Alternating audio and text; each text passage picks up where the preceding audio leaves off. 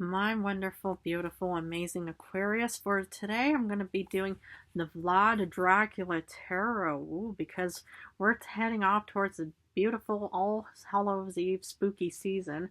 So I thought it might be good and important to start incorporating this beautiful Dracula fellow again back into the readings. But otherwise, I want to thank you so much for joining me. So as you can see in the little tiny icon thumbnail, as it's called, because a human reminded me to say, well, you have two thumbnails, but in modern day technology, the thumbnail is a tiny little icon that's on a little picture before the video even starts. So I have the 11 card spread of the Vlad Dracula Tarot, all spread out. I'm not going to go into detail about the history of the cards for that matter. I will only just talk about the titles. Like, for example, for the first card, you get Queen of Stakes, also known as Queen of Wands. And I will talk about the importance of each card number. So for card number 1, the significator forms the base of the cross. Everything in this reading will be built upon this foundation. So what do we know about the Queen of Wands? Your opposite sign of Leo. So what is it about is that you feel incredibly confident, strong, and bold, at least for the general thought of today's reading. So the Queen of Wands is here to remind you, unless you personally also have Leo placements, but this is also to remind yourself of how strong and confident you are. So the thing is, it's like you don't always have to be seen as a fiery Leo or Aries or Sagittarius to be seen as a confident, strong, bold individuals. No, you could still be a very strong, confident, bold Aquarius or air sign in other ways as well. So just don't feel like, oh goodness, I'm not a fire sign. That means I just don't have the strength within me. Strength comes, usually from experiences, right? So that's what I mostly have to say. It's like even, me as an Aries, it's like it took me 307 years to actually find who I truly am and what I was capable of doing, rather than just thinking, oh, I'm just only a fragile little girl. Wow. But anyway, then we get off to card number 2. You get the 7 of Swords. Okay. So crossing the significator, this card represents the challenges that will have to be overcome in order to achieve the desired outcome.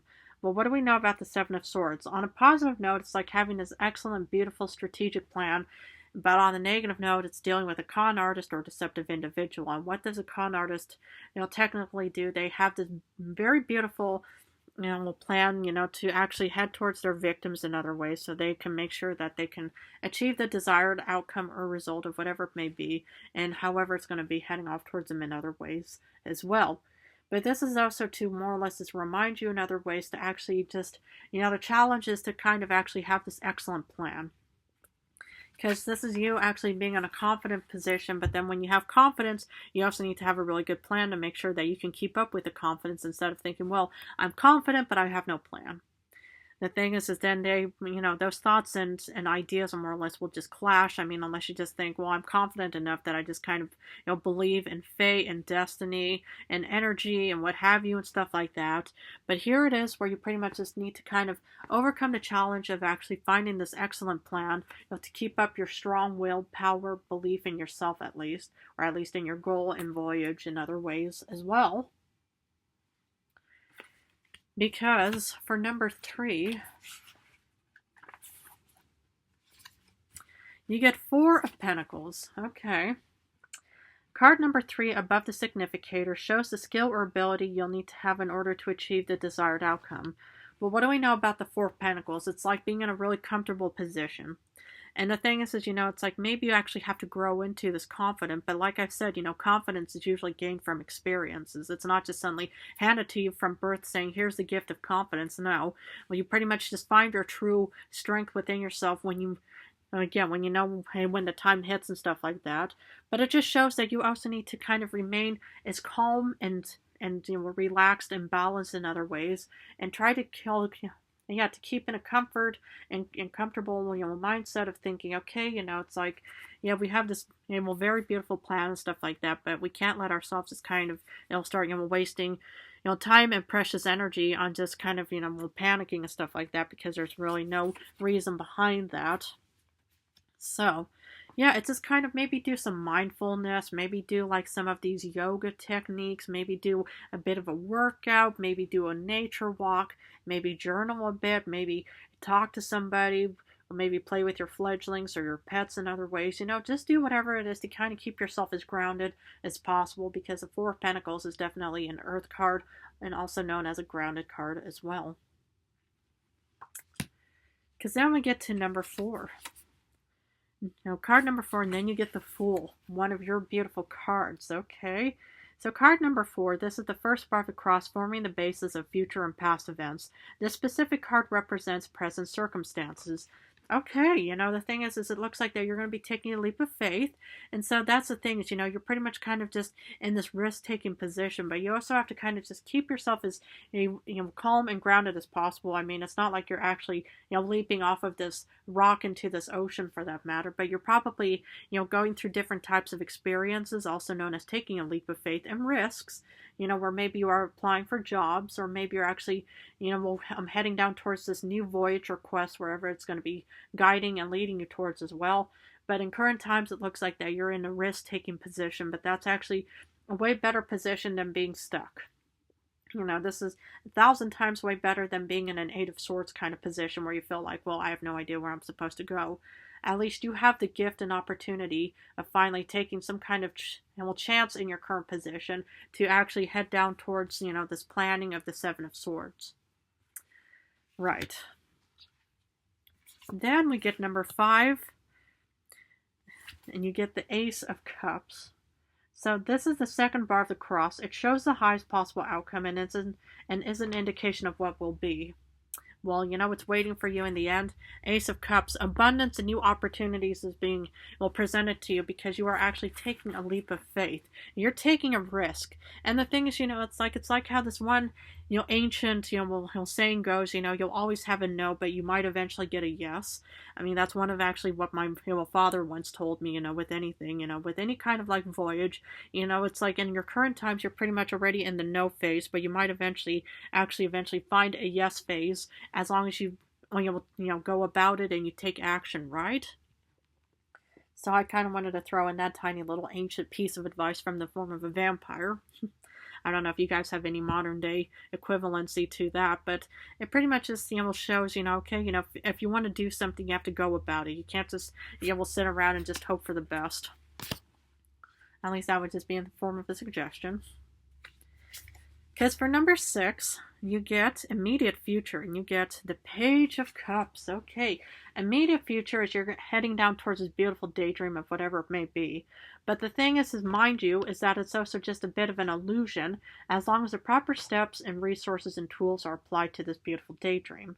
Because for number 7, you get the immediate past. So here's the future, but here's the past. You got 9 of Swords. So the thing is, it's like, well, you probably are worried about this leap of faith, this risk that you're taking, because you want to head towards that Ace of Cups, right? You want to do whatever it takes. Well, this is where you're heading off, towards pretty soon, a beautiful daydream, because you probably experienced some kind of panic attack, or maybe some kind of internal, worries about thinking, oh goodness, what if this is not going to work out?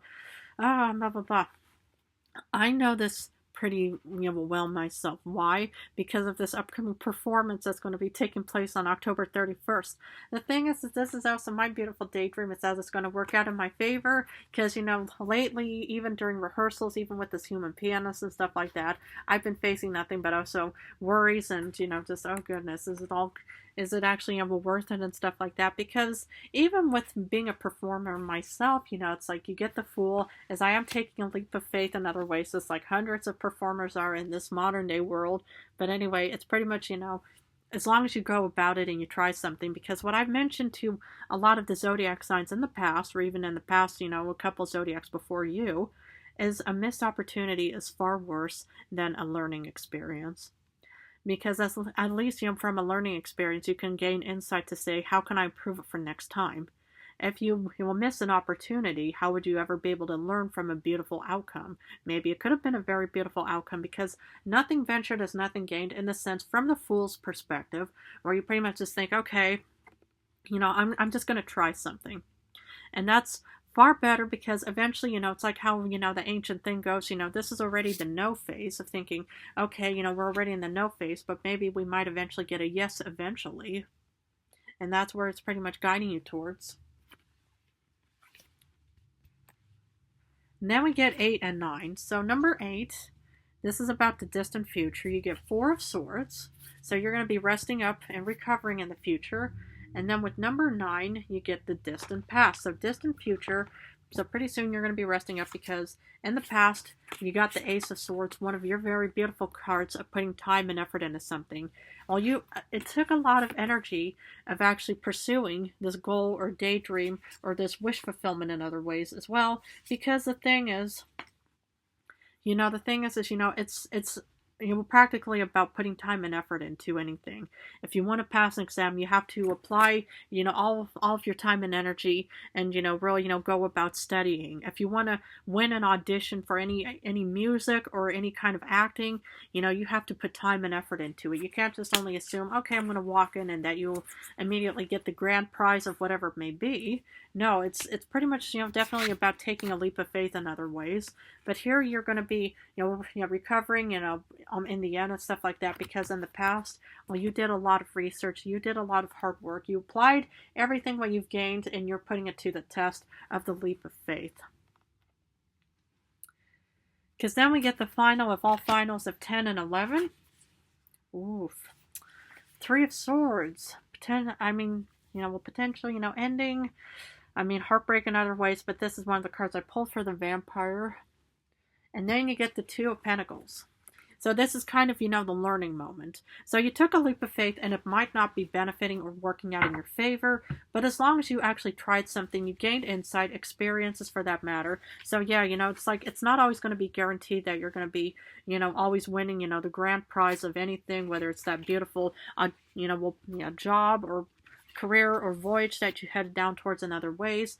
But the thing is this is where you're going to be also learning and applying, and maybe you're going to have to redo it, or maybe at least try to manage your affairs and obligations with the 2 of Pentacles, of thinking, okay, well, you could be facing heartbreak of some kind. It could also be some kind of sacrifice where you do get the job, but that means that you're going to have to relocate to a different country or city, and maybe that's what's kind of giving you that heartbreak of thinking, well, will I ever see my friends and family again as well? But the 2 of Pentacles is that you're actually managing everything quite well in the future of wherever it may take or lead towards you. But also, mind you, on so many ways, is that this is just a general reading. So, it's like it really doesn't have to be applying to all Aquariuses or Aquarius placements for that matter. But this is mostly just based off of how, you pretty much just think, okay, I'm trying something new. Maybe you're relocating to a different country, state, or city. Maybe you're relocating to a different job. And you're actually just trying out anything, because the thing is about the gift of life that we are being presented with, is that this is a beautiful opportunity to gain experience in what this world is all about, what humans are all about, what everything is all about. It's like, and that's why, a lot of humans, they could be struggling and suffering on so many ways, like how I suffered, with my transition of becoming a vampire. But in the end, it actually gave me so much insight and experience on helping me, transition into, this vampire of who I am, and how I can guide and support humans in the best way possible outcome in other ways. Because, yeah, it's like, I love, the thing is, it's like how a lot of,